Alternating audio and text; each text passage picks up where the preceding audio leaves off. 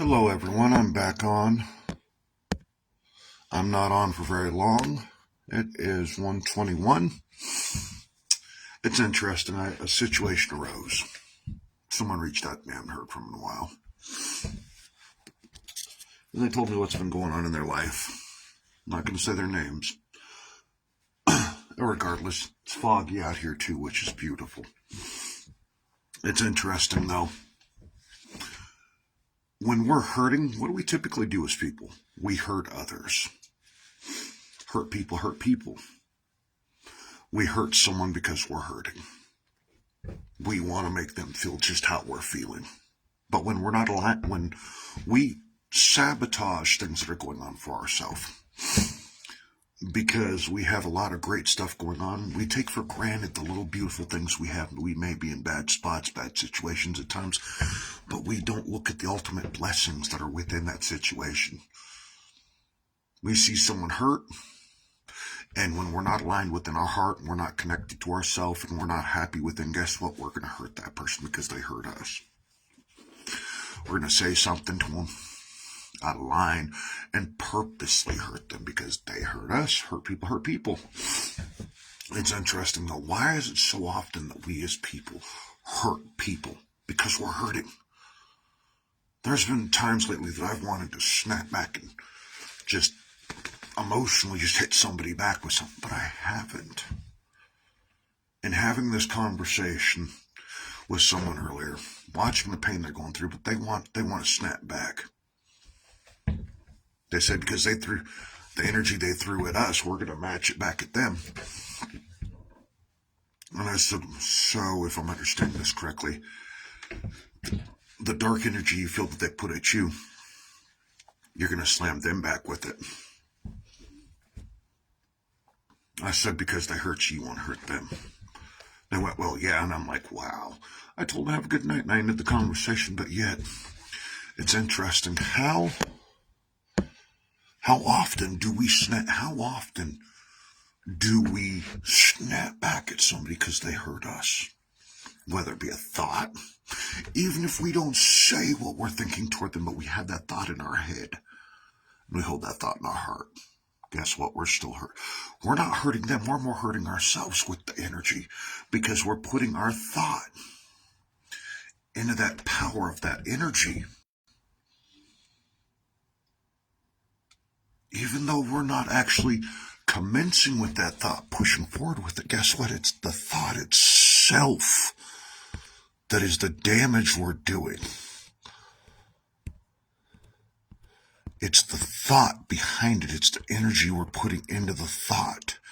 It's like, oh, this person hurt us, so we're going to hurt them, but we're not going to say it out loud. We're going to hurt them because we're hurting, but yet it's that energy into that thought. It's that energy into the action, even thinking it for a split second. You're putting that negativity into the universe.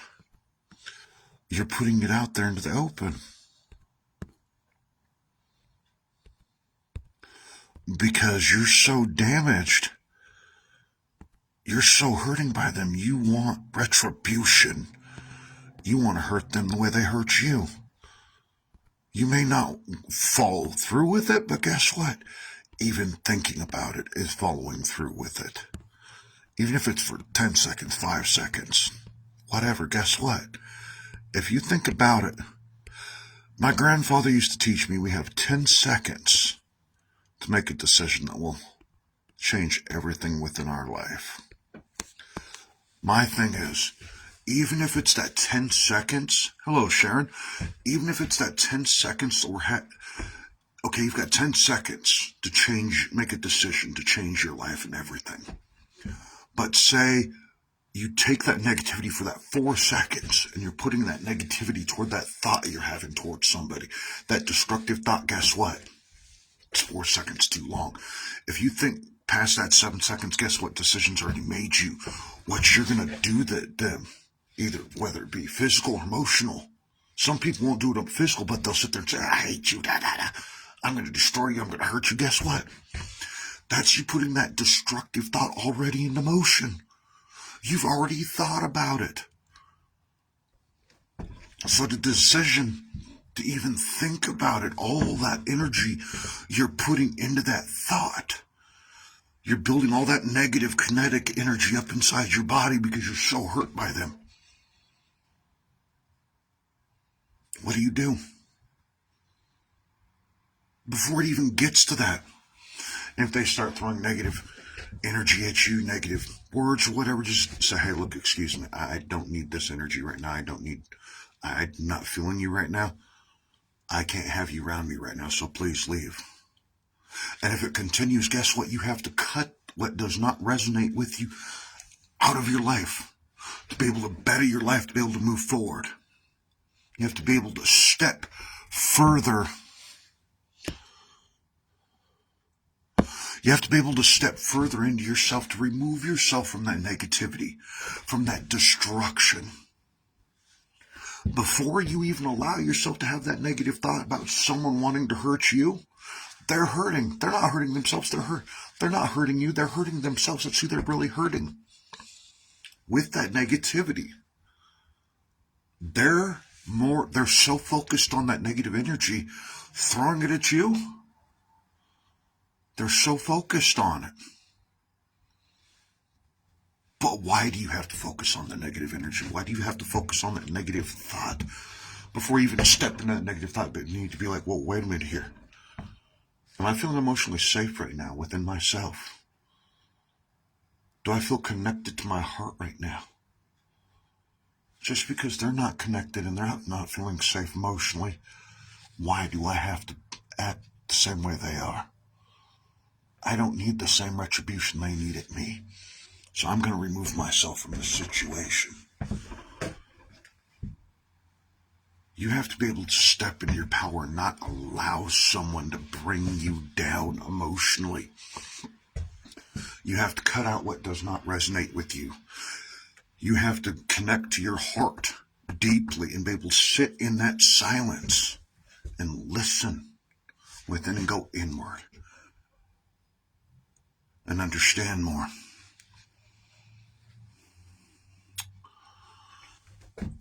Even when it's your own son. I have a son that him and I have fought like cats and dogs at times with each other. And there's times that I've had to step back away from him for a moment or two. My own family, I live with family that we've damaged each other emotionally, so I finally got to a point with my family that I had to do this. I had to remove myself emotionally. I'm going to be removing myself physically out of a situation that's no longer healthy. But I have to move on with my life. Sometimes, yes, just because we're parents doesn't mean we have to keep taking the pain, the hurt, the abuse, physical or emotional, from our own people, our own kids, our own family. We don't have to continually take that from them. We don't. Just because they're hurting doesn't mean we hurt them back. We have to sit down and figure out what's going on with us. We have that right to be selfish and say, hey, look, I'm taking time to me. I'm working on me. I can't fix you. I can't save you. Whatever's going on with you, I'm here to listen, but I'm not here as your therapist. I'm not here to fix you. I'm not here to save you in this world, because you have to save yourself. And yes, even when it's our own kid, our own people, we have to take that step back at times. And it's frustrating as hell at times. But we have to do what's best for us. To answer your question, yes, even if it's your own son. And that's a hard reality. I do that with my own mom, because my mom was getting too toxic in my life, so I had to literally remove myself emotionally out of her life. And it sucks. It hurt for a little bit, but I had to do what was right for me. I had to reconnect to my heart within to get myself healthier. Because we can't be healthy. If we can't be healthy for ourselves, how we can be, if we can't be healthy, aligned, or feel like we're feeling emotionally safe, seen, and heard by ourselves, or allowing ourselves to be seen or heard by others, how are others going to hear us? If we're not connected to our heart there, how are we going to be able to be connected to them? Or how are we going to be a benefit to them if we're not working on ourselves and we're not connected within and we're not aligned within? So yes, to answer your question deeper, even if it's your own son, it's a harsh reality, but it's true.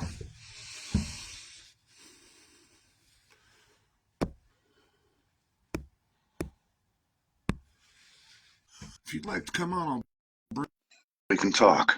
So I'm going to be up for a little bit. I'm here to help. I'm here to listen. I'm not here as a life coach. I'm just here as a friend. That's how I'm here and who I am here for. I'm here for humanity because it's bigger than me, like my son said earlier. When you look up the sky, you see how small we really are, configuratively to humanity. Because we can't please everybody in life. We can't help everybody. We can't save everybody. But we're here for humanity. We're here to help humanity. Hello, Melissa. It's interesting, though.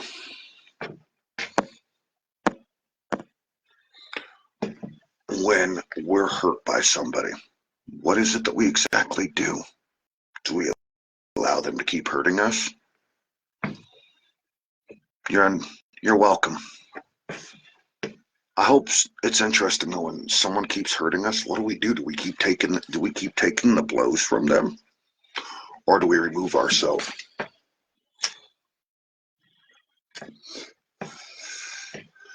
Or do we remove ourselves from the situation? We're not going to allow someone to keep hurting us. We're not going to keep giving our power to them and allow them to keep putting us through that. But an old mentor of mine said, we chose this life. We chose this reality to come into. We chose these lessons. Even though they're painful, they're still lessons. They suck at times. But guess what? They're lessons. We have to ask ourselves, what's next? What's the bigger picture? Humanity is the bigger picture. To continuously help humanity. And we have to be able to set those healthy boundaries for ourselves.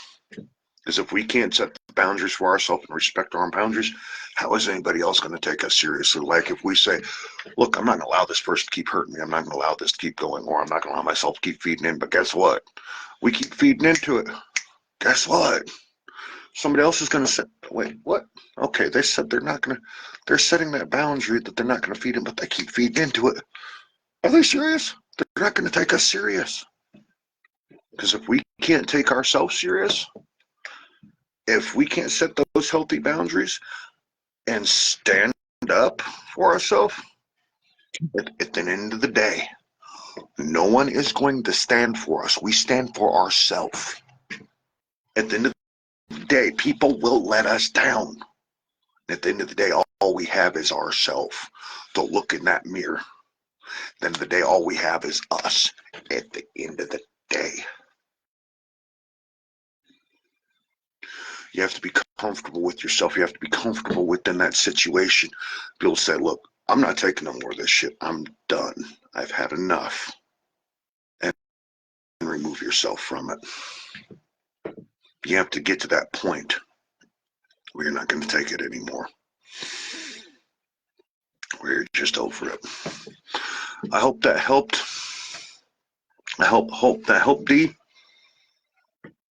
I hope that helped you. I hope what I said resonated. Have a good night. Peace out, everybody. Thank you for coming and watching. I'll be doing more lives tomorrow, later on today. Love y'all. Peace out, and remember, continuously keep pushing forward. Forward momentum becomes forward motion and becomes fluid motion. But remember, let it flow, be connected to your heart.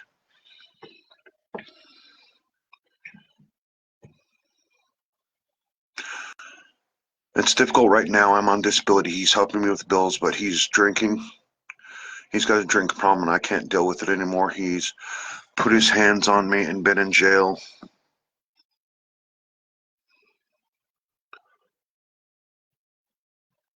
and totaled my mom's car. Now I'm driving him back and forth, and he doesn't want to help me with it. Oh my God. Let me talk to you more about this privately off here. Have a good night. I'll catch you on the flip side on Messenger, all right?